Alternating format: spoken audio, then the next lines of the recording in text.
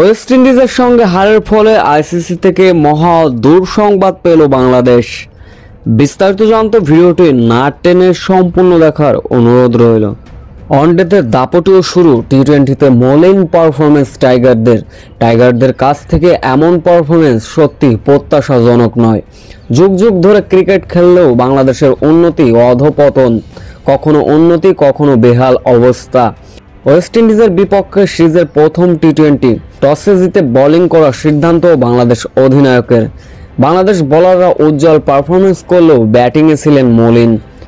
সাইফ হাসান তামিম, শামীম হোসেন পাটোয়ারি, নুরুল হাসান সোহানরা দেখালেন তাদের যোগ্য পারফরমেন্স। এদের থেকে এর বেশি কী পারফরমেন্স আশা করা যায়? বোলার হয়েও ব্যাটিং শিখিয়েছিলেন সাকিব এবং নাসুম আহমেদ। তবে শেষ রক্ষা হয়নি বাংলাদেশের। 16 রানে পরাজয় বরণ করতে হয় বাংলাদেশের। ম্যাচ হারের পরে শামীম হোসেন পাটোয়ারিকে ধুয়ে দিয়েছিলেন ব্যাটারদের ধুয়ে দিয়েছিলেন বাংলাদেশ অধিনায়ক লিটন কুমার দাস। এবার হারের ফলে আইসিসি থেকে চরম দুঃসংবাদ পেল বাংলাদেশ। টি-20 র্যাঙ্কিংয়ে অধপতন হলো বাংলাদেশের।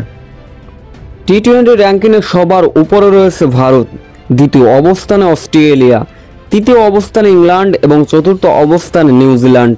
5 অবস্থান সাউথ আফ্রিকা, 6 অবস্থান ওয়েস্ট ইন্ডিজ, 7 অবস্থান পাকিস্তান, 8 অবস্থান শ্রীলঙ্কার, 9 অবস্থান বাংলাদেশের।